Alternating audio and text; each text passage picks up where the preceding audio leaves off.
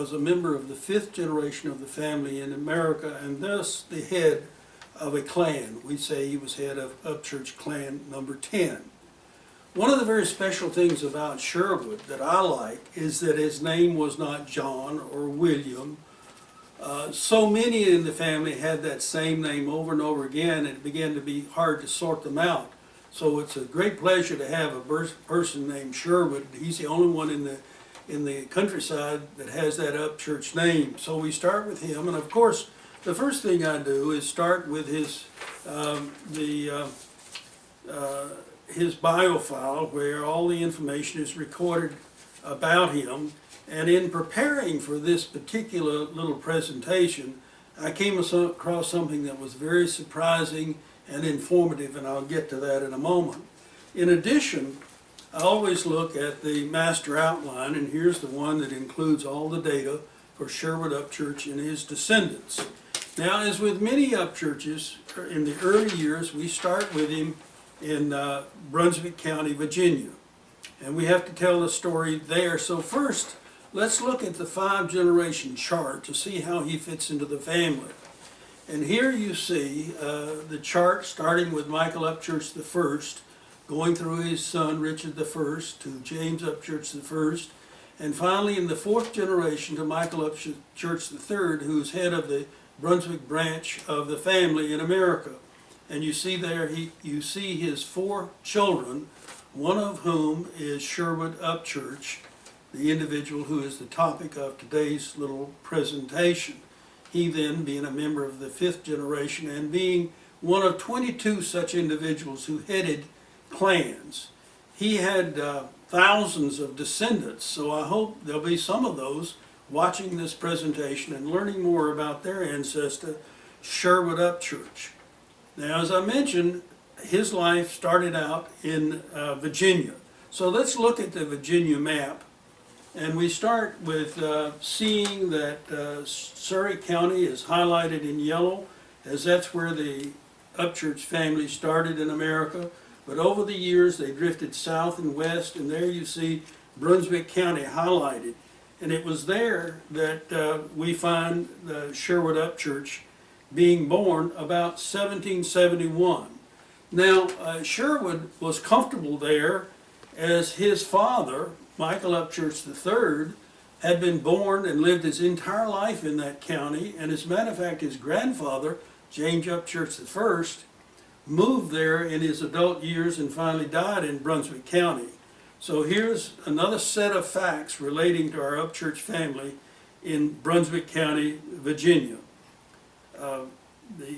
We find there evidence of Sherwood Upchurch because he was shown on the tax list in Brunswick County, Virginia in 1786 and 1787. But he did not marry in Brunswick County.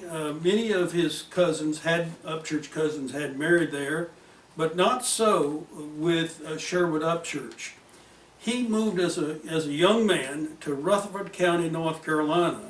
And we should take a brief look at that map and what it tells us. And here you see the place where he relocated, and we know he was there as early as the 26th of January 1790, as he was a bondsman for someone in that county, probably still a single young man.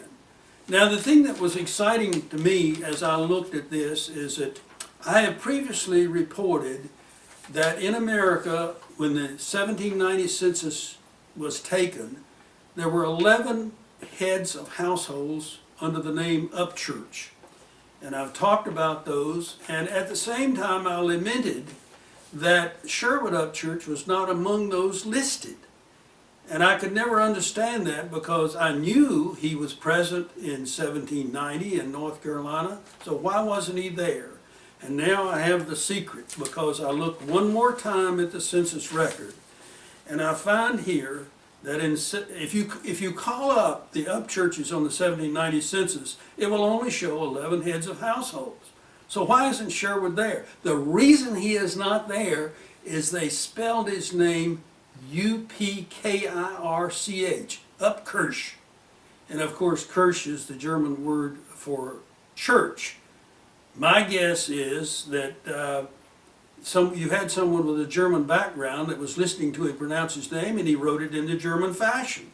And that's the way it is in the record. So now we have a 12th family in North Carolina on the 1790 census, and it's Sherwood, Upchurch, please, not Upchurch. There was another little peculiarity, because if you look in the census records, it shows that he was in Lincoln County. But if you look at the actual records, it turns out that Lincoln County was the county that had its last listing on that same page. And the next page where he is actually listed is Rutherford County. This just gives you an illustration that we have to be very careful as we look at the records to see what they actually tell us about our family. And I think we will forever be straightening out these records. Well, what do we learn about Sherwood? The fact is that in Rutherford County, he married on the 21st of October, 1790, to Elizabeth Tomlinson. Now here, I have the last name of his wife spelled Tomberlinson. That's the long version. You will find in the records many other versions of that. Sometimes it's just Tomlin, Toblin, or any of the other possible versions you can imagine. I think it will take more research for us to be comfortable with settling on a particular name, spelling of that name. Well, so we're delighted to have now a member of our family in Rutherford County, North Carolina on the 1790 census. As best we can figure out, he and his wife had 6 children, one of whom some of them married there. But what happened is after the 6 children were born, his wife Elizabeth died. She died sometimes prior to 1804, because on the 2nd of January, 1804, we find him marrying a widow, Mary Smith Pell. Her husband, William Pell, had died. They had only married in 1795, so they had a very short married life. As best we can figure out, they may have had at least one child named William, after his father, born in 1797. Well, we then find Sherwood Upchurch in Rutherford County for decades to come. He was there on the 1810 census, the 1820, the 1830, and the 1840. He should have been there on the 1800, but for some reason we have not been able to find him there, although he was there in 1790. Well, we found other tracts of Sherwood Upchurch in Rutherford County. In 1802, he made a land grant application asking for 75 acres to be allocated to him, and it was so given. And it turns out that this was next to a tract of property he already owned, which he had acquired in 1798 by purchase.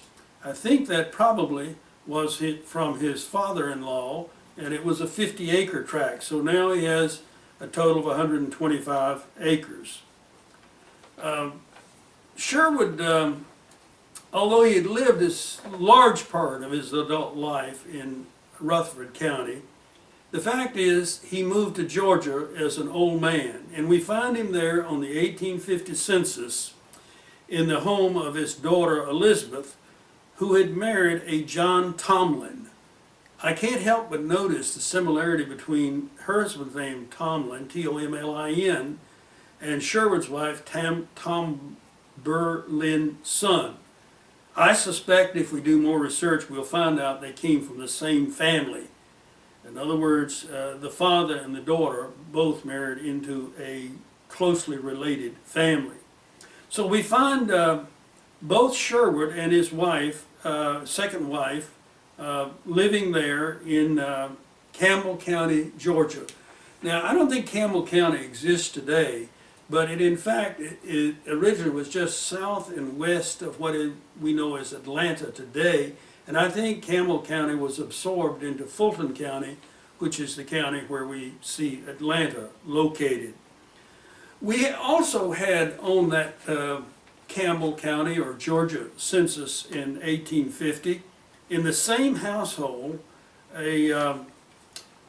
probably a grandson of by the name of Joseph Upchurch, and nearby we had a James Upchurch who was probably also a grandson. So we have more research to do. Now, fortunately, these Upchurches came late enough in Georgia that they do not confuse the issue of several other branches of the family that got to Georgia starting as early as 1820. But still, by the time of 1850, 1860, 1870, you had several clans of Upchurches represented in Georgia, and that continues to give us a great challenge, although we're making progress in sorting those out. Well, let's go back to Rutherford County and see what else we can report there. One of the things that's very interesting to me is that there are some hints of more material we have to learn. For example, in 1804, there was a Joseph Upchurch who married Patsy Bradley. In 1804 in Rutherford County, there was a James Upchurch that married Nancy Bradley. Now, I don't think it's a coincidence that Sherwood shows up there along about 1800. Two other Upchurch males show up there about 1800, and these two other Upchurches marry Bradley's sisters. I think this gives her a broader picture, but we don't know how to put that all into place. The Sherwood part we understand, and we are reasonably well convinced that this Joseph Upchurch is the same Joseph Upchurch we have been researching for many years and for whom we have about 2,000 descendants organized.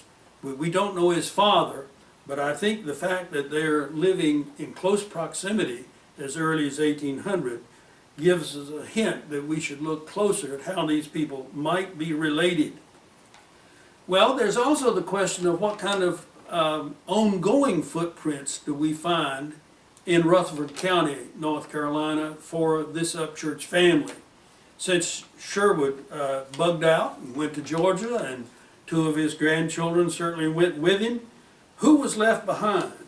Well, it came as a great pleasure to me to come by this little book called Descendants of Logan Porter and Quintine Upchurch. And this was a book about Upchurches in Rutherford County, North Carolina. I obtained this book in 1996 and studied it with much interest, and was able to learn over time that it does tie into Sherwood Upchurch. And here's what I've written in the front of this.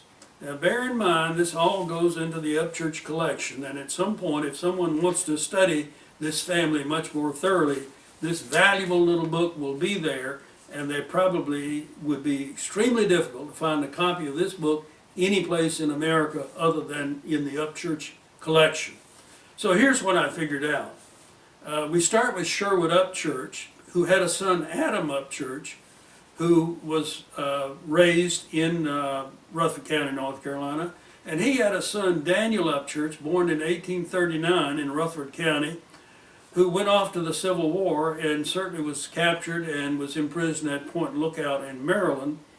And he had a daughter, Quintine Lulu Upchurch, born in 1869, and she is the Quintine Upchurch about whom this book is written. And it was written by one of her descendants. It's an interesting what she says in the back about this book, and this is a story that we could say to anyone when they start questioning our research. The writer, who's Laurie Rhodes Hensley, who says, I cannot apologize for any incompletions in this book because I worked very hard to reach everyone. Thanks to all that went out of the way to give me information on the families. Thanks to the biggest supporters. I hope all who read this book will enjoy it and share it with many generations to come. And that's precisely what we are doing. So here we have a long list of people who were in Rutherford County, North Carolina, and are the descendants of Sherwood Upchurch. So as we tell the story about Sherwood, just as we would tell it about any of the other heads of clans, we found the tentacles that reach out in many directions. Certainly the tentacles for Sherwood reached on into Georgia, But here's a tentacle that remained in Rutherford County, North Carolina, and we have the hard evidence of this particular tentacle here. I'm in the process of incorporating a certain amount of this material into the Sherwood Upchurch master outline.